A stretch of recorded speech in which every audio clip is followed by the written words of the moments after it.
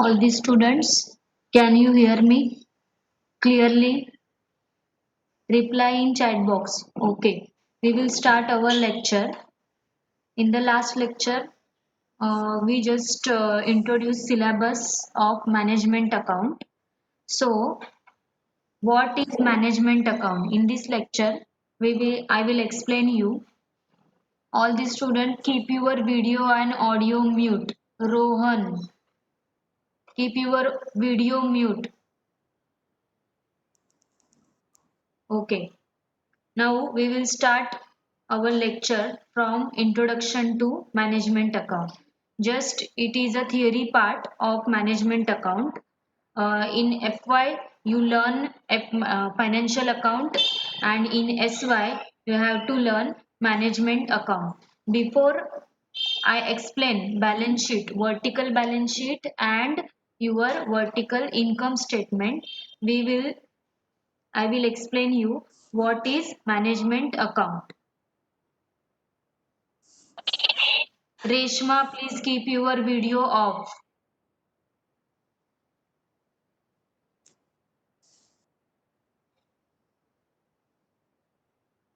Okay. Now we will start introduction to management account. Management account means what? You learn financial account in FY. The management account is for future purpose. Financial account में क्या होता था? आप जो भी balance sheet और trading account income statement financial statement जो बनाते थे उसमें क्या होता था कि ट्रांजैक्शन ऑलरेडी हो चुके हुए रहते थे. On the basis of that आप financial statement at the year end आप बनाते थे. ठीक है. मैनेजमेंट अकाउंट में क्या होगा? जब भी ट्रांजैक्शंस होंगे, और ये आप मंथली भी बना सकते हो, ईयरली भी बना सकते हो. ठीक है. देन यहाँ पे आपको दिखाई दे रहा है फर्स्ट स्लाइड में management responsibility to stakeholders of the company. ये जो है मैनेजमेंट जो अकाउंट बनाती है वहां पे रिस्पॉन्सिबल कौन है? Stakeholders of the company means owner, creditors, supplier, employees and customers means internal users and also external users. Then now, who is the primary user of the management account and financial account? It is a distinguish between management accounting and financial accounting. ये आपको theory part जो है उसकी उसी के लिए याद रखना है कि primary users कौन है. फाइनेंशियल अकाउंट के प्राइमरी यूजर्स कौन है? External users. यहाँ पे आपको दिख रहा है एक्सटर्नल यूजर्स. अभी एक्सटर्नल यूजर्स कौन होते हैं? जो कि अभी देखिए यहाँ पे प्राइमरी यूजर्स आपको बताया है कि फाइनेंशियल अकाउंट में कौन है और मैनेजमेंट अकाउंट में कौन है. फाइनेंशियल अकाउंट में प्राइमरी यूजर्स है एक्सटर्नल यूजर मीन्स अभी एक्सटर्नल यूजर्स मीन्स इन्वेस्टर्स जिनको क्या करना है, आपके कंपनी में क्या करना है, इन्वेस्ट करना है. Then creditors means your supplier and government authorities. अभी ये एक्सटर्नल यूजर्स कैसे है? फाइनेंशियल अकाउंट जो आप बनाते हो वहां पे आपको प्रॉफिट दिखता है, लॉस दिखता है कंपनी का बैलेंस शीट में. सो एक्सटर्नल यूजर्स जो है, इन्वेस्टर्स जो है, सप्लायर जो है एंड गवर्नमेंट अथॉरिटीज जो है आपकी, वो क्या करेगी? उनको क्या करना है? कंपनी में इन्वेस्ट करना है. तो वो क्या देखेगी? आपका फाइनेंशियल परफॉर्मेंस देखेगी, तभी वो क्या करेंगे? आपके कंपनी में इन्वेस्ट करेंगे. वैसे ही यहाँ पे आपको दिख रहा है मैनेजमेंट अकाउंट.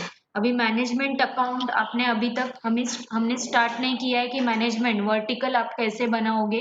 तो यहाँ पे ये पहले बेसिक प्राइमरी यूजर्स कौन है मैनेजमेंट अकाउंट के? Internal users. अभी इंटरनल यूजर्स कौन होते हैं? Manager of the business. अभी manager of the business means ये अभी क्या करेंगे? फाइनेंशियल अकाउंट में आपने देखा कि इंटरनल यूजर कौन है? External. Internal users sorry financial account में एक्सटर्नल यूजर्स जो है वो प्राइमरी यूजर्स है, और मैनेजमेंट अकाउंट में कौन है? Internal users means managers of the business means higher authority. Higher authority क्यों? क्योंकि मैनेजमेंट अकाउंट बेसिकली क्यों बनाना है? क्योंकि उन्हें क्या करना है? फ्यूचर में डिसीजन लेना है कि हमें क्या करना है, इन्वेस्टमेंट कहाँ पे करना है, देन प्रॉफिट हमें कहाँ से होगा, तो ये डिसीजन लेने के लिए हमें क्या बनाना है, मैनेजमेंट अकाउंट। सो उसका इंटरनल यूजर कौन रहेगा, top level authority. This is the primary users for financial account and management account, तो ये आपको याद रखना है। Then in the next slide, purpose of the information. अभी फाइनेंशियल अकाउंट का पर्पज क्या है, हम स्टेटमेंट क्यों बनाते हैं, ये इंफॉर्मेशन की जरूरत क्यों है, तो ये इंफॉर्मेशन किसको हेल्प करेगा, इन्वेस्टर्स को। अगर प्रॉफिट है, शेयर उनके इंक्रीज हो चुके हैं प्राइस, तो क्या करेगी, इन्वेस्टर्स क्या करेंगे, कंपनी में क्या करेंगे, इन्वेस्ट करेंगे। And which is also help for creditors for credit decision. जो सप्लायर हो गए, कंपनी को कोई भी गुड सप्लाई कर रहे होगे या फिर रॉ मटेरियल, अगर कंपनी की पोजीशन अच्छी है तो क्रेडिटर्स क्या करेंगे, उन्हें सप्लाई करेंगे, तो ही वो क्या करेंगे, फिनिश गुड्स बना सकते हैं। सो फाइनेंशियल इंफॉर्मेशन जो है उसका पर्पज क्या है, it will help to investors and creditors. अभी मैनेजमेंट अकाउंट देखो, जैसे कि अभी लास्ट स्लाइड में हमने क्या देखा, मैनेजमेंट अकाउंट क्या करेगी, मैनेजर्स को डिसीजन लेने में क्या होगा, हेल्प होगा। क्यों, कैसे होगा, तो वो वर्टिकल फॉर्मेट में उनको लिखेगा, वर्टिकल फॉर्मेट में balance sheet and income statement लिखेगा, विच विल हेल्प। अभी ये फाइनेंशियल स्टेटमेंट जो आप बनाते हो वो पास्ट जो होता है, on the past transactions financial statement बनता है, ठीक है। अभी मैनेजमेंट अकाउंट कैसे बनता है, फ्यूचर प्लान के लिए मैनेजमेंट अकाउंट बनेगा। अभी यहाँ पे क्या करना है, बिजनेस एक्टिविटी जो होती है, बिजनेस के जो भी ऑपरेशंस होते हैं, इन्वेस्टमेंट्स, फाइनेंशियल एक्टिविटी, देन आपका हुआ मार्केटिंग, ये सब जो बिजनेस एक्टिविटी होती है उनको कंट्रोल करने के लिए हम क्या करेंगे, मैनेजमेंट अकाउंट बनाएंगे। Then next, focus and time dimension of the information, this is the third point। अभी फाइनेंशियल स्टेटमेंट जब बनाते हो वो कैसे होता है, relevance and reliability, means connected होता है। जो भी उनके पास्ट में जो ट्रांजैक्शंस हुए रहते हैं उससे क्या करेंगे, आपके पास में अगर आपने ट्रेडिंग में लिखा हुआ है ओपनिंग स्टॉक है 10,000, तो वो 10,000 मतलब हो चुका है ट्रांजैक्शंस, और वो क्या करेंगे, on the basis of past financial statement क्या करेंगे, बनाएंगे। और फाइनेंशियल स्टेटमेंट का क्या होता है, ऑडिटिंग भी होता है, मीन्स वो चेक भी होता है। ऑडिटर जो होता है कंपनी में वो क्या करेंगे, फाइनेंशियल स्टेटमेंट जब भी डिस्क्लोज होता है, न्यूज़पेपर में आपने फाइनेंशियल स्टेटमेंट आप देखते हो कंपनी के या फिर उनके मैगजीन में, जब भी वो डिस्क्लोज होता है वो ऑडिटर क्या करता है, पहले चेक करता है कि वो रिलायबल है, रिलेवेंस है, मतलब उसके लिए कुछ ना कुछ एविडेंस चाहिए, तभी वो क्या करेंगे, on the basis of that वो डिस्क्लोज करेंगे। अभी मैनेजमेंट अकाउंट में क्या होगा, एक तो रिलेवेंस है, कनेक्टेड रहेगा, और वो क्या करेंगे, बेसिकली मैनेजमेंट अकाउंट क्या करता है, फ्यूचर के ऊपर क्या होगा, उनका फोकस होगा कि फ्यूचर में हमें डिसीजन लेना है, मैनेजमेंट डिसीजन लेना है, मैनेजरियल डिसीजन लेना है, ठीक है, उसी के लिए मैनेजमेंट अकाउंट प्रिपेयर होता है। Now fourth point is types of report. Financial statement तो सबको पता है, उसमें ट्रेडिंग है, प्रॉफिट एंड लॉस अकाउंट है, आपका बैलेंस शीट है। देन फाइनेंशियल अकाउंट जो है, स्टेटमेंट जो है वो ऑडिट कौन करेगा, internal auditor. Internal means company में, mute your audio.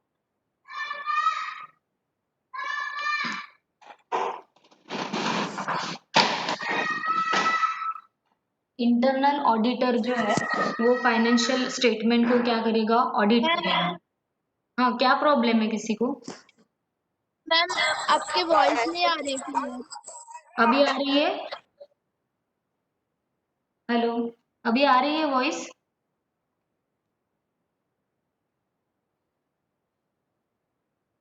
M I audible clearly now? Yes ma'am. Okay, see, internal auditor कौन होते हैं, विद इन द कंपनी एक होता है internal auditor, second one is external auditor. Internal auditor means जो आपके financial statement के डेली ट्रांजैक्शंस जो होते हैं, मीन्स आपको जो भी ट्रांजैक्शंस है स्टॉक से रिलेटेड, बाइंग एंड सेलिंग होता है, उन सबका रिसिप्ट्स, पेमेंट्स, उन सबका क्या करेगा ऑडिटर, इंटरनल ऑडिटर क्या करेगा, चेक करेगा। कि ये जो आपने ट्रांजैक्शंस दिखाए हुए वो सही है या गलत है, कि उसमें कुछ फ्रॉड है। अभी मैनेजमेंट अकाउंट में आप देखिए internal report restricted by cost benefit analysis means, अभी जैसे कि अभी अभी तक के स्लाइड्स में आपने देखा कि इंटरनल रिपोर्ट्स मतलब क्या होते हैं। Management account, basically management account क्यों बनाना है, क्योंकि उनको फ्यूचर के लिए क्या करना है, डिसीजन लेना है। तो वो डिसीजन, अगर कोई भी एग्जाम्पल देखिए कि कोई भी अगर आपको फिनिश गुड्स बनानी है, फिनिश गुड्स बनाने के लिए आपको क्या चाहिए, रॉ मटेरियल, लेबर लगेगा, देन आपके एक्सपेंसेस है, अदर एक्सपेंसेस, वो सब होगा। उसके बाद ही आपको क्या मिलेगा, कॉस्ट मिलेगा, कि final cost of the product. तो ये कॉस्ट आपको क्या करना है, उसका एनालिसिस करना है। तो ये एनालिसिस करने के बाद फिनिश गुड्स जो बनेगा, फाइनल प्रोडक्ट, उसका प्राइस कितना होना चाहिए, ये क्या करेगी, मैनेजमेंट अकाउंट जो है उसी में क्या होगा, फाइनल होगा। और इंटरनल ऑडिटर यहाँ पे मैनेजमेंट अकाउंट में क्या होगा, नॉट नेसेसरी, ऑडिटिंग उसका जरूरी नहीं है। Then next point is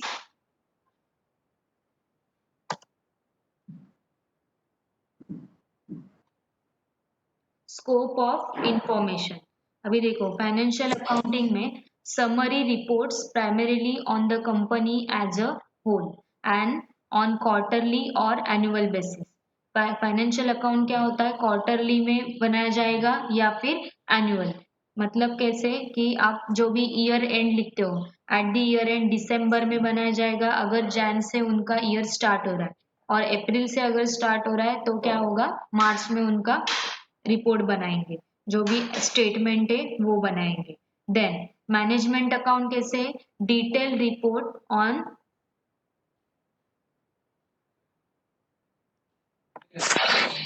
wait detail report on parts of the company often on daily और वीकली बेसिस। मैनेजमेंट अकाउंट कैसे बनाते हैं, डेली बेसिस में भी बनाएंगे या फिर वीकली बेसिस में, उनका जो भी ट्रांजैक्शंस होगा।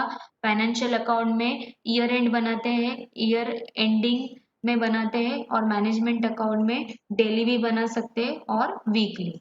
Then now this is the distinguish between management account and financial account. This PPT I will share after the lecture on Google Classroom. Okay. Now हम मैनेजमेंट अकाउंट कैसे बनाते हैं, बैलेंस शीट और आपका vertical statement of balance sheet, वो start करेंगे। Wait for a minute.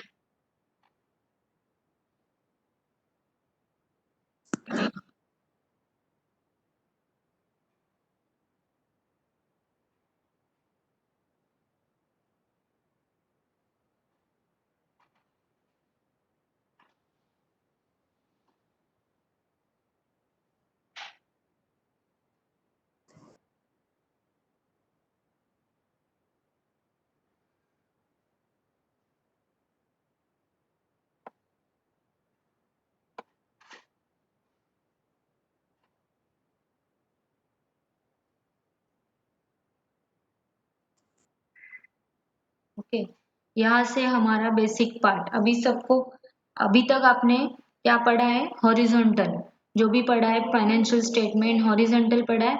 अभी हमें क्या पढ़ना है, वर्टिकल। अभी ये बेसिक है, उसे समझो। और हॉरिजॉन्टल, सॉरी वर्टिकल जो है बैलेंस शीट, ये अभी आपको हमेशा, अभी आपको प्रैक्टिकल क्वेश्चन जैसे सिलेबस में मैंने बताया, प्रैक्टिकल क्वेश्चन आपको कैसे पढ़ना है, कॉमन साइज, कंपैरेटिव और ट्रेंड, ये तीनों प्रैक्टिकल क्वेश्चन है। बट इसका बेसिक क्या है, आपको वर्टिकल बैलेंस शीट और इनकम स्टेटमेंट आना चाहिए, तभी आप वो बना सकते हो। See, balance sheet and income statement horizontal होता है एक एनालिसिस, और एक vertical. Horizontal means your T format. अभी तक आपने क्या पढ़ा है, हॉरिजॉन्टल। अभी क्या पढ़ना है, vertical.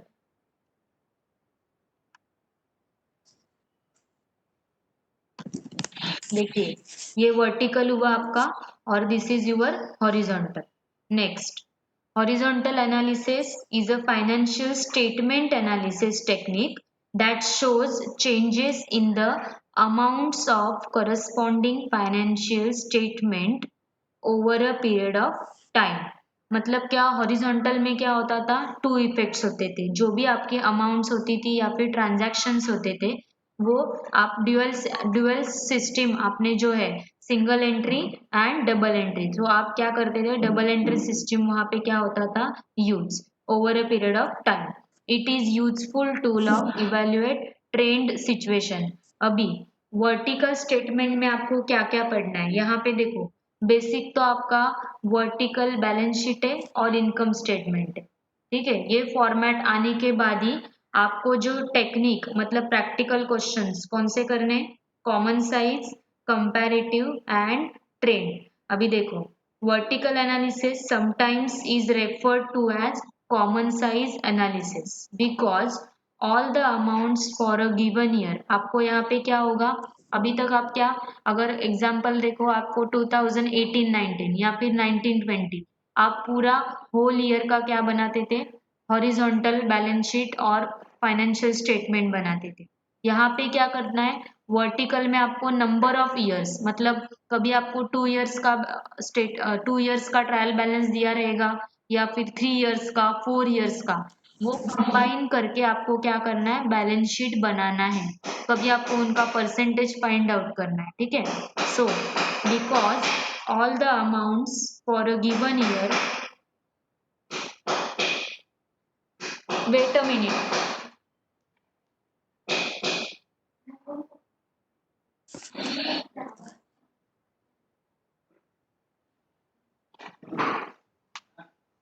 Okay, because all the amounts for a given year are converted into percentage of a key financial statement component.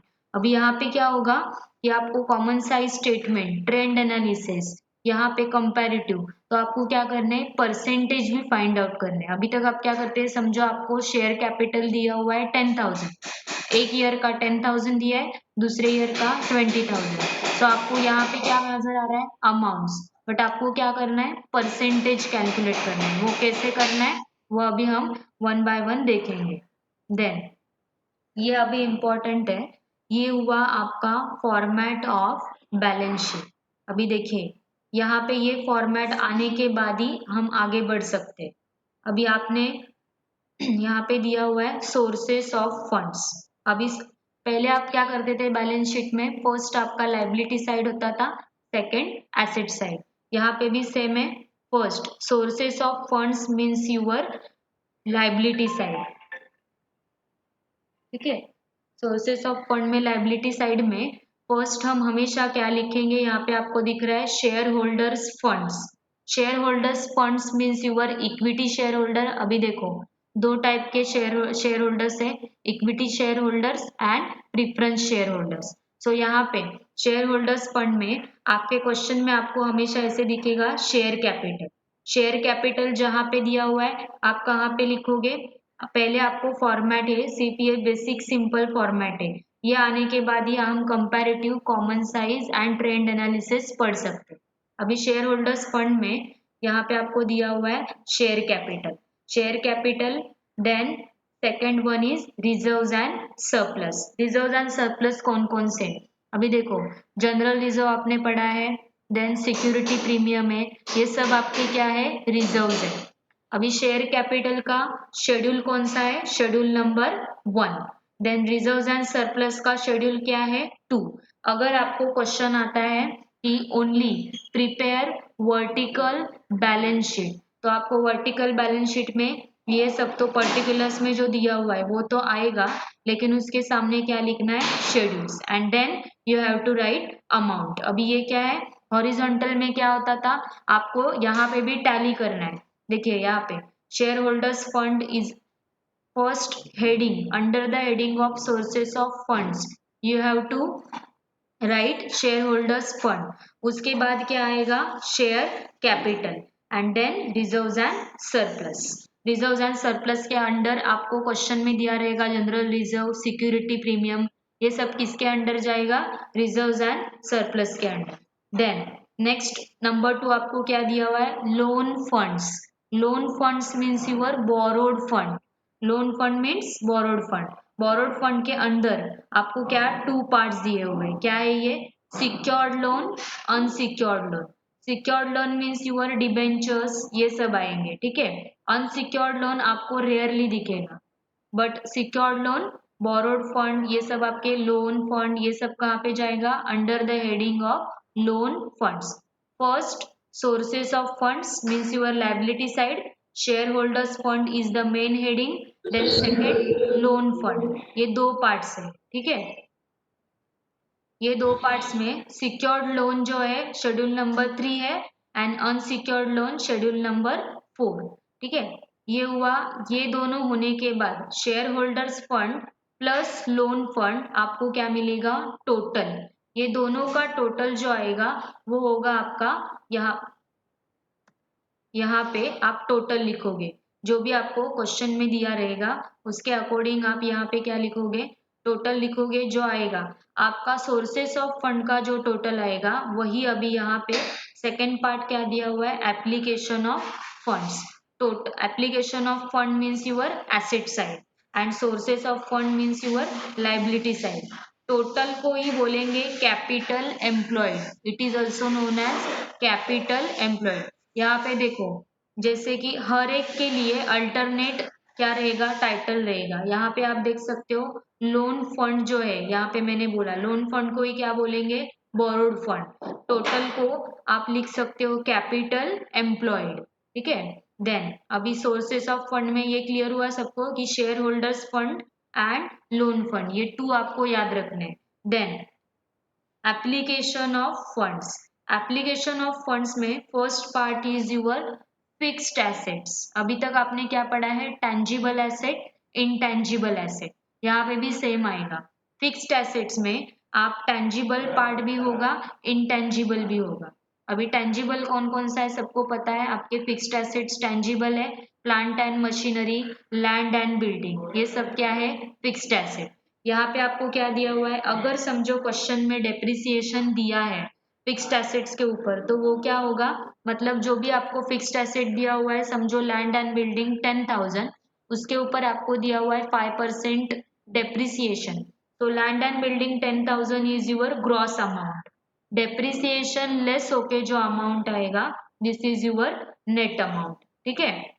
तो fixed assets is a first part, fixed asset divided into tangible assets and intangible asset. Then आपको दिया हुआ है capital work in progress, ये अभी आपको कभी rare दिखेगा। बेसिकली ये याद रखो, एप्लीकेशन ऑफ फंड में first fixed asset, second fixed assets का शेड्यूल क्या है, schedule number 5। Then investments, investments means कौन सा आएगा, लॉन्ग टर्म इन्वेस्टमेंट जो अगर क्वेश्चन में दिए हुए हैं वो कहाँ पे आएंगे, under the heading of investments, ठीक है। इन्वेस्टमेंट का शेड्यूल क्या है, schedule number 6। First one is fixed asset, second one is investments. Then आपका आएगा वर्किंग कैपिटल। अभी कभी आपने वर्किंग कैपिटल एफवाई में या फिर 12th में पढ़ा होगा। वर्किंग कैपिटल का फॉर्मूला क्या है, current assets minus current liability, ठीक है। So current assets, third part क्या होगा आपका, current assets under the heading of working capital. Current assets यहाँ पे आपको दिया हुआ है आगे लोन्स एंड एडवांसेस, बट आप सिर्फ करंट एसेट लिखोगे तो भी चलेगा। करंट एसेट्स, करंट एसेट्स कौन कौन से होते हैं, अभी देखो यहाँ पे डायरेक्टली दिया हुआ है आपका inventory, inventory means use your stock, तो इन्वेंट्री दिया हुआ है, sundry debtors, cash and bank balance, loans and advances and other current assets, ये दिए हुए। सो करंट एसेट्स में भी देखो, अगर आपको सिंपली दिया हुआ है कि अभी जहाँ पे यहाँ पे देखिए फिक्स्ड एसेट्स आप डिवाइड करते हो टेंजिबल एंड इनटेंजिबल में, वैसे ही current assets divided into two parts, quick asset and non quick asset, ठीक है। क्विक एसेट मीन्स क्या होता है, क्विक एसेट मीन्स इजीली जो कैश में कन्वर्ट होता है उसे बोलेंगे quick asset, and non quick asset means जो इजीली कैश में कन्वर्ट नहीं होगा उसे बोलेंगे नॉन क्विक एसेट। अभी स्टॉक जो है, स्टॉक क्या है आपका, नॉन क्विक एसेट, क्यों? क्योंकि स्टॉक जब भी आप सेल करोगे उसके बाद ही आपके पास क्या आएगा, कैश आएगा। तो इजीली कन्वर्टेबल नहीं, जैसे डिमांड होगा वैसे ही स्टॉक क्या होगा, सेल होगा। तो stock is a non quick asset. अभी क्विक एसेट्स कौन से है, कैश एंड बैंक बैलेंस, ये आपका क्या होगा, क्विक एसेट। सन्ड्री डेटर्स, ये सब आपके क्या होंगे, सिर्फ नॉन क्विक एसेट्स कौन से, आपको कैसे याद रखना है, नॉन क्विक एसेट याद रखना है, कौन सा है, स्टॉक। बाकी बचे हुए क्या है, क्विक है। ठीक है, current asset divided into quick asset and non quick asset. अभी यहाँ पे हर एक का शेड्यूल भी दिया हुआ है। इन्वेंट्री मीन स्टॉक का शेड्यूल नंबर क्या है, 7। Sundry debtors 8, cash and bank balance 9, loan and advances, यहाँ पे लोन एंड एडवांसेस भी आएंगे। तो यहाँ पे शेड्यूल नंबर क्या है, 10। और अदर करंट एसेट, बाकी जो बचा हुआ है, बिल्स रिसीवेबल है आपके, ठीक है, ये सब कहाँ पे आएंगे, under the heading of quick asset. Then उसमें से लेस क्या होगा, करंट एसेट में से less current liabilities and provisions. Current liability याद रखो, करंट लाइबिलिटी में अगेन यहाँ पे भी सेम है, quick liability and non quick liability. अभी नॉन क्विक लाइबिलिटी याद रखो, बाकी बचा हुआ क्या है, quick liability. Non quick liability means bank overdraft. Bank overdraft जो है आपका नॉन क्विक लाइबिलिटी है। तो यहाँ पे current liability means all quick, schedule number किस में आएगा, 11। एंड प्रोविजंस, प्रोविजंस बना के रखते हैं, जैसे कि आपने मिसलेनियस एक्सपेंसेस राइट ऑफ करते हैं, गुडविल रेट राइट ऑफ करते हैं, प्रोविजंस बना के रखते हैं कंपनी। तो ये कॉन्टिंजेंट लाइबिलिटी, ये सब क्या है, शेड्यूल नंबर 12। वर्किंग कैपिटल, यहाँ पे देखो, application of funds means your asset side. So first आपका हेडिंग आएगा fixed assets, then investment, then working capital. Working capital के अंडर आएगा आपका करंट एसेट, करंट एसेट के under quick asset and non quick asset. उसमें से less क्या होगा, current liability. Quick liability plus non quick liability आपको मिलेगा टोटल करंट लाइबिलिटी। ठीक है, और देन आपको यहाँ पे देखो सोर्सेस ऑफ फंड, मैंने क्या बताया, सोर्सेस ऑफ फंड, आपको बैलेंस शीट क्या करना है, टैली करना है। सो सोर्सेस ऑफ फंड में फर्स्ट आपने लिखा share holders fund plus loan fund. आपका जो यहाँ पे समझो टोटल 10,000 आया। सो एप्लीकेशन ऑफ फंड में भी यहाँ पे टोटल कितना आना चाहिए, 10,000। सो 10,000 आने के लिए आपको बैलेंस शीट क्या करना है, टैली करना है। और यहाँ पे मैंने क्या बोला, टोटल को it is also known as capital employed. और अभी एप्लीकेशन ऑफ फंड आपको कैसे कैलकुलेट करना है, fixed assets plus investment plus working capital. और वर्किंग कैपिटल का फॉर्मूला क्या है, current assets less current liability. ये तीनों मिला के जो टोटल आएगा तभी आपका क्या मिलेगा, यहाँ पे कैपिटल एम्प्लॉयड। और वो यहाँ पे सोर्सेस ऑफ फंड को मैच होना चाहिए, तभी आपका बैलेंस शीट टैली हुआ है। यहाँ पे बेसिकली ये सिंपल फॉर्मेट याद रखो, sources of fund and application of funds, ये लिखना ही आपको। सोर्सेस ऑफ फंड के under number 1 share holders fund, shareholders के फंड, शेयर होल्डर्स फंड्स के अंडर आपने क्या किया है, share capital, reserves and surplus. Then second borrowed fund, उसके अंडर सिक्योर्ड एंड अनसिक्योर्ड लोन। उसके बाद आपको क्या मिलेगा, टोटल। अब ये प्रैक्टिकली हम करेंगे, इसके बाद प्रैक्टिकल क्वेश्चन हम सॉल्व करेंगे तभी आपको ये समझ में आएगा। Then second one is application of funds. Application of fund में fixed assets plus investments plus working capital. ठीक है, ये हुआ आपका basic format. Then next one, ये मैं अभी आपके गूगल क्लासरूम में शेयर करूंगी, ये आपको आना ही चाहिए, तभी आपको क्या आएगा, अगर क्वेश्चन में आएगा प्रिपेयर वर्टिकल बैलेंस शीट और इनकम स्टेटमेंट। अभी हम आज सिर्फ क्या देख रहे हैं, वर्टिकल बैलेंस शीट। सो वर्टिकल बैलेंस शीट यहाँ पे देखो, ये प्रॉपर फॉर्मेट में वो आपको इजीली याद रहेगा, इसीलिए शॉर्ट में बनाया हुआ था। ये अभी आप याद रखो, सोर्सेस ऑफ फंड देखो यहाँ पे दिया हुआ है, मैंने क्या बोला कि अलग अलग नाम होंगे। अभी यहाँ पे ये क्लियरली विजिबल नहीं है आपके लिए, लेकिन try to understand. Owners fund means आपको क्या बताया मैंने, सोर्सेस ऑफ फंड्स के under first share holders fund.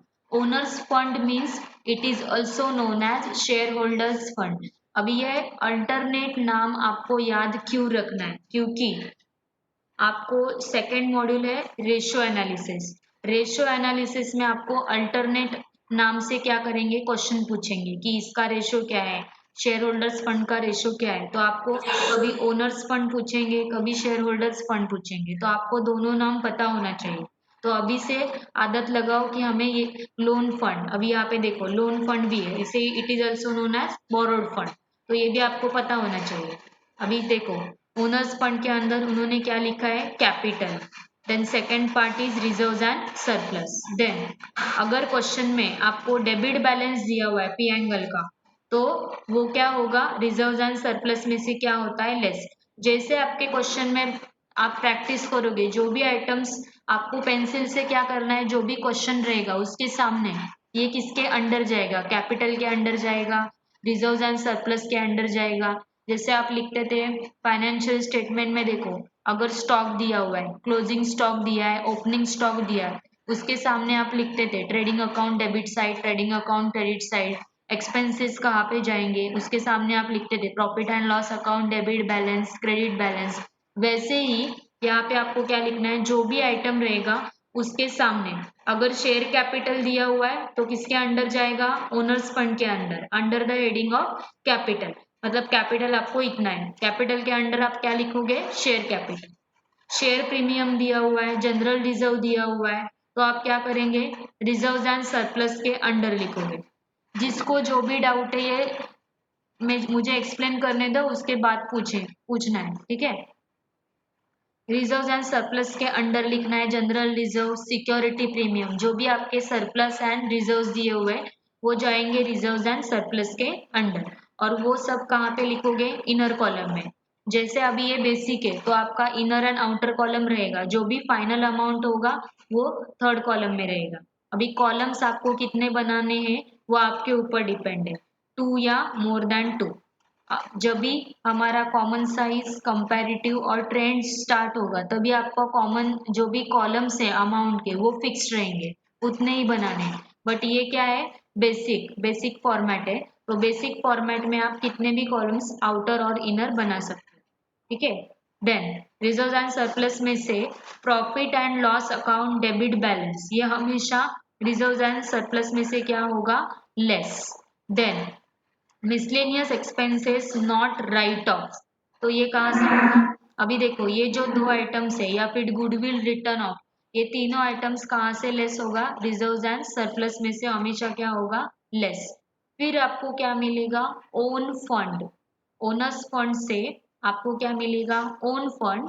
और own funds it is also known as net worth. अभी ये आपको याद रखना है कि क्वेश्चन में अभी आपको पूछेंगे वर्टिकल बैलेंस शीट होने के बाद आपको पूछा जाएगा calculate vertical, sorry prepare vertical balance sheet and also calculate own fund या फिर लोन फंड्स नेटवर्क। तो आपको कैलकुलेट कैसे करना है, क्या अमाउंट बताना है, यहाँ पे जो फाइनल अमाउंट है तो वो अमाउंट आपको क्या लिखना है, ठीक है। और वो कैसे कैलकुलेट होगा, अगर समझो क्वेश्चन में पूछा है कि नेटवर्थ का अमाउंट बताओ या फिर ओन फंड्स का अमाउंट बताओ, तो आप क्या करोगे, owner's fund less profit and loss account debit, जितने भी आपको आइटम्स दिए रहेंगे उसमें से क्या होगा, लेस होगा, और आपको क्या मिलेगा, ओन फंड। सेकेंड पार्ट क्या है आपका, सोर्सेस ऑफ फंड में loan funds, loan fund means your borrowed fund, borrowed fund में long term loans and short term loans, ये दोनों कहाँ पे आएगा, under the heading of loan funds. अभी यहाँ पे आप ये भी यूज कर सकते हो, या फिर जैसे लास्ट स्लाइड में मैंने बताया सिक्योर्ड लोन और अनसिक्योर्ड लोन, यही आप यूज कर सकते हो, secured loan and unsecured loan, ये दोनों भी कहाँ पे जाएगा, under the heading of loan fund, ठीक है। सो यहाँ पे आपको क्या मिलेगा, ओड फंड। अभी देखो डिफरेंस देखो, own fund means share holders fund and owed fund, OWED, owed funds means your loan funds. Own funds it is also known as net worth और shareholders fund और owners fund, ठीक है। और loan fund it is also known as owed funds और loan funds, ठीक है। फिर ये दोनों owners fund plus loan fund आपको क्या मिलेगा, total of the sources of fund, या फिर it is also known as capital employed या टोटल फंड अवेलेबल। ठीक है, ये कैलकुलेट करने के लिए capital employed means your liability side calculate करने के लिए आपका फॉर्मूला क्या है, own funds plus loan funds. Then next one application of funds. ठीक है, एप्लीकेशन ऑफ फंड्स में मैंने क्या बताया, फिक्स्ड एसेट्स। फिक्स्ड एसेट्स में क्या है, टेंजिबल और intangible, tangible and intangible. Tangible में आप सबको पता है फिक्स्ड एसेट्स में क्या क्या है, tangible means your building, land and building, plant and machinery, ये सब क्या है टेंजिबल। और इनटेंजिबल क्या होता है, गुडविल, पेटेंट्स, कॉपीराइट्स, ये सब क्या है इनटेंजिबल। और ये दोनों पार्ट्स आपको याद रखने, फिक्स्ड एसेट्स में दो पार्ट्स होंगे, टेंजिबल, इनटेंजिबल। अभी ये हमें क्यों चाहिए इन दोनों का अमाउंट, क्योंकि आपके क्वेश्चन में क्या रहेगा, calculate tangible amount, tangible asset amount या फिर इनटेंजिबल, तो आपको वो यहाँ पे शो होना चाहिए इसीलिए। या फिर कभी कभी आपके क्वेश्चन में रहेगा डायरेक्टली कैलकुलेट फिक्स्ड एसेट्स, तो फिक्स्ड एसेट्स तो आपको पता है जो भी एसेट्स है फिक्स्ड एसेट्स है वो आप क्या करोगे, कैलकुलेट करोगे, प्लस करोगे। बट एक याद रखना, टेंजिबल अलग से लिखना है, इनटेंजिबल अलग से लिखना है। और हमेशा पहले क्या आएगा, टेंजिबल, उसके बाद इनटेंजिबल। सेकेंड पार्ट क्या है, long term, long term investments. अभी देखो यहाँ पे हमने क्या लिखा है, शॉर्ट टर्म इन्वेस्टमेंट जो है तो वो कहाँ पे जाएंगे, लोन फंड्स में। यहाँ पे क्या शॉर्ट टर्म इन्वेस्टमेंट जो है कहाँ पे जाएगा, आपका एसेट। और यहाँ पे क्या है, लॉन्ग टर्म और इन्वेस्टमेंट्स। ये अभी यहाँ पे आपको अल्टरनेट नाम क्या दिया हुआ है, trade investments means it is your long term investment. अगर गवर्नमेंट सिक्योरिटीज में आप क्या करते हो, इन्वेस्टमेंट करते हो, वो सब गवर्नमेंट सिक्योरिटी किसके अंडर जाएगा, under the heading of investments. Then third is your working capital, current assets, current less current liability. Current assets में मैंने दो पार्ट्स बताए, quick asset, non quick asset. और करंट लाइबिलिटी में भी दो पार्ट्स आएंगे, quick liability, non quick liability. उसके बाद आपको क्या चाहिए, टोटल फंड अवेलेबल और कैपिटल एम्प्लॉयड। यहाँ पे देखो फॉर्मूला दिया हुआ है, fixed assets plus investments plus working capital, ये दोनों फॉर्मूला आपको याद रखना है। देखो यहाँ पे दिया हुआ है सोर्सेस ऑफ फंड्स का formula, own funds plus loan funds. और यहाँ पे दिया हुआ है एप्लीकेशन ऑफ फंड्स का formula, fixed assets plus investment plus working capital. ठीक है, this is the format, basic format of vertical balance sheet. अभी नेक्स्ट लेक्चर में ये अभी मैं गूगल क्लासरूम में आपको सेंड करूंगी, जो भी फॉर्मेट है दोनों भी पीपीटी, आप ये नेक्स्ट लेक्चर के लिए रीड करके लिखना, क्योंकि हमें क्या करना है, प्रैक्टिकल क्वेश्चन स्टार्ट करना है। और शेड पब्लिकेशन का बुक अगर मुझे मिलेगा ऑनलाइन तो उसमें से भी मैं आपको ऑल डिटेल में जो शेयर कैपिटल है या फिर रेशो एनालिसिस में आपको काम में आएगा, वैसे डिटेल में आपको गूगल क्लासरूम में सेंड करूंगी, आपको वो पढ़ते रहना है। फॉर्मेट एक बार आपको आ गया तो आपका फर्स्ट जो मॉड्यूल है वो आपको इजीली आ जाएगा और समझ में आएगा, क्योंकि हमें तीन इंपॉर्टेंट चीजें हैं, कॉमन साइज, कंपैरेटिव, ट्रेंड, वो कैलकुलेट कैसे करना है ये इंपॉर्टेंट है। ये फॉर्मेट अगर आपको, जैसे आप फाइनेंशियल स्टेटमेंट बनाते थे, अमाउंट्स कहाँ पे डालना है उसके लिए आपके पास क्या चाहिए, आपको ट्रेडिंग अकाउंट में जैसे फिक्स रहता था, डेबिट साइड में क्या है, क्रेडिट में क्या है, पी एंगल में एक्सपेंसेस इनकम है, बैलेंस शीट में लाइबिलिटी एसेट है, वो आपको पता था। अभी यहाँ पे क्या है, वर्टिकल बैलेंस शीट क्या होता है आज मैंने बताया। नेक्स्ट लेक्चर में हम थोड़ा वर्टिकल बैलेंस शीट का प्रैक्टिकल क्वेश्चन करेंगे, उसके बाद इनकम स्टेटमेंट देखेंगे। ठीक है, और प्रैक्टिकल क्वेश्चन एक होने के बाद आपके गूगल क्लासरूम में मैं प्रैक्टिस के लिए भी आपको क्वेश्चन सेंड